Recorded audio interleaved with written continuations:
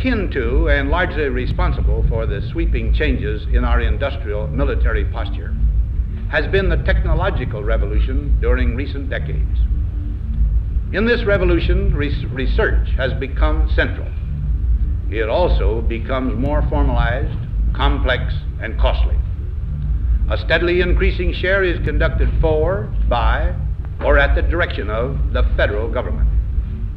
Today, the solitary inventor, tinkering in his shop, has been overshadowed by task forces of scientists in laboratories and testing fields.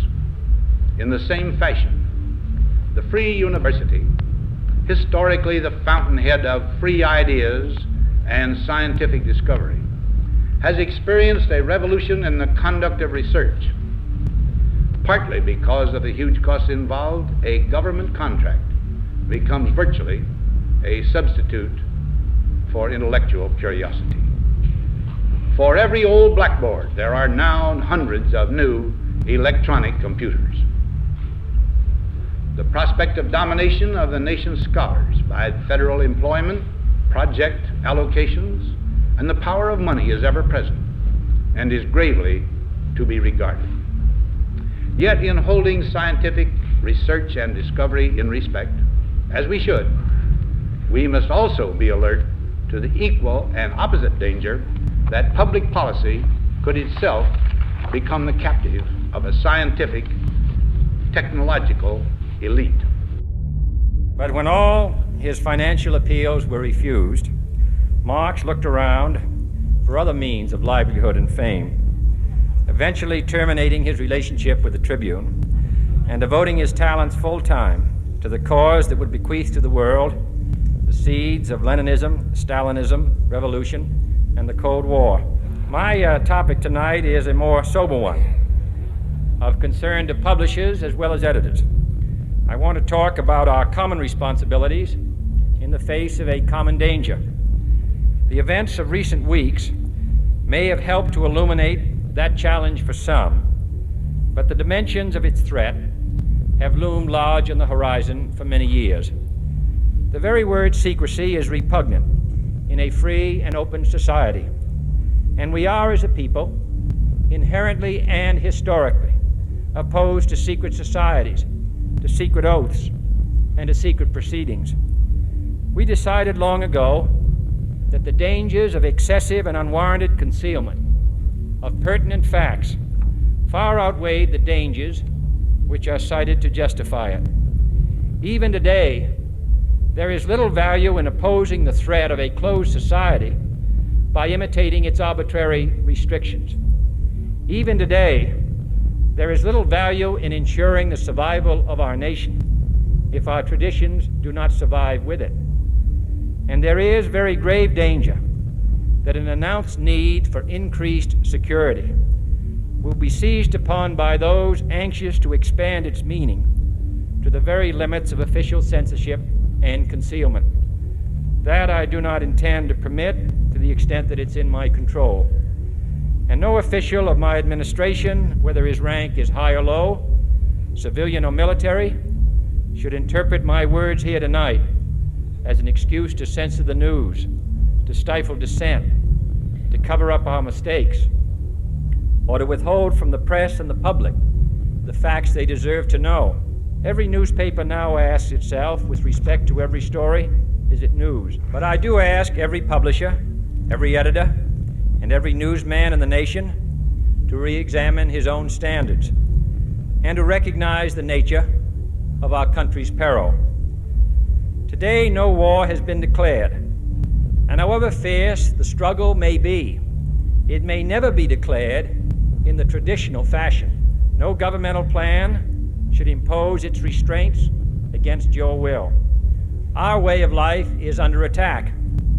Those who make themselves our enemy are advancing around the globe. The survival of our friends is in danger, and yet no war has been declared. No borders have been crossed by marching troops. No missiles have been fired. If the press is awaiting a declaration of war, then I can only say that no war ever posed a greater threat to our security.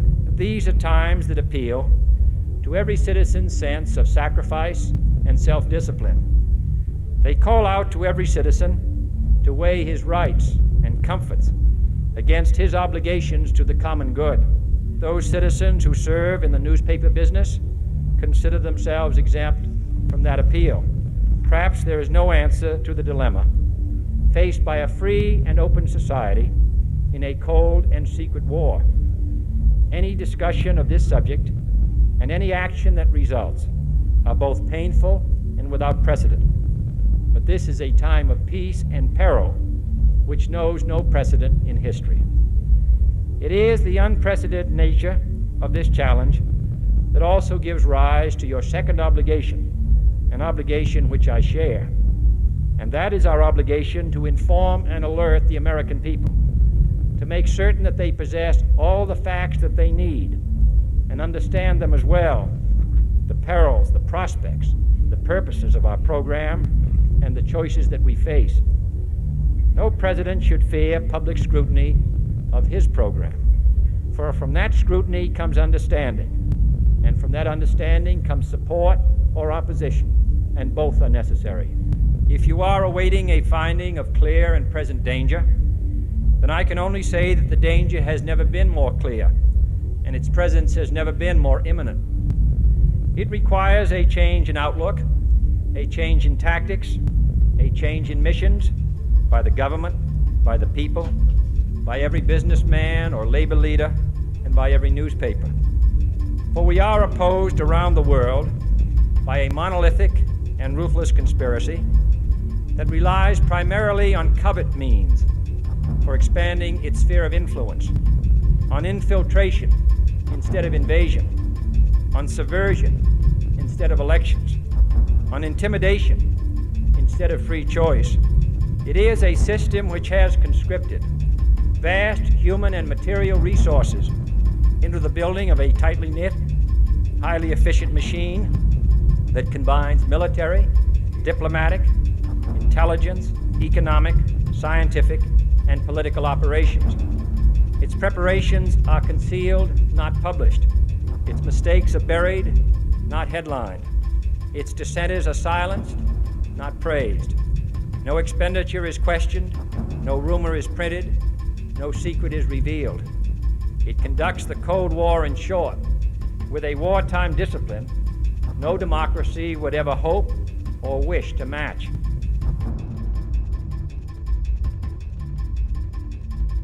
Talk about carbon polluters. You talk about them. It's my understanding that back in 1997, when you were vice president, Enron's CEO, Ken Lay, was involved in discussions with you at the White House about helping develop this type of policy, this trading scheme. And is that accurate? Is it inaccurate? It's been reported. I don't know, but I met with Ken Lay, as lots of people did, before anybody knew that he was a right. crook. And clearly, you can see why so many of us are concerned about this type of cap-and-trade energy tax that would be literally turning over this country's energy economy. I didn't know him well enough to call him Kenny Boy. Well, but you knew him well enough to help devise this trading scheme, and obviously we know what Enron and these big guys on Wall Street like Goldman Sachs, and I know you've got interest with Goldman Sachs. No. Well, that's been reported. Is that not accurate? No, I wish I did. With executives from you're partnered in companies with executives from Goldman Sachs. One of the ways it will drive the change is through global governance.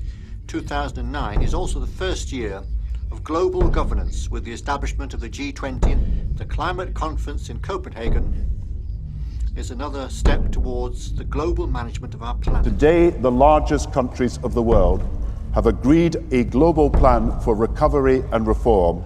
I think a new world order is emerging, and with it the foundations of a new and progressive era of international cooperation. We've got to give them a stake in creating the kind of world order that I think all of us would like to see. But the burdens of global citizenship continue to bind us together. In this new century, Americans and Europeans alike will be required to do more.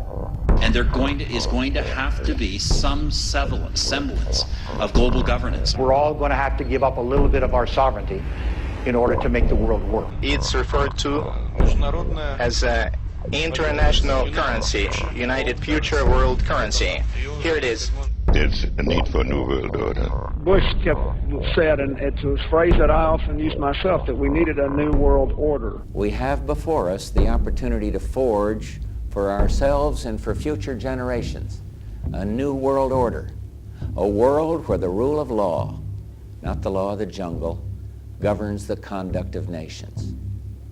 When we are successful, and we will be, we have a real chance at this new world order, an order in which a credible United Nations can use its peacekeeping role to fulfill the promise and vision of the UN's founders.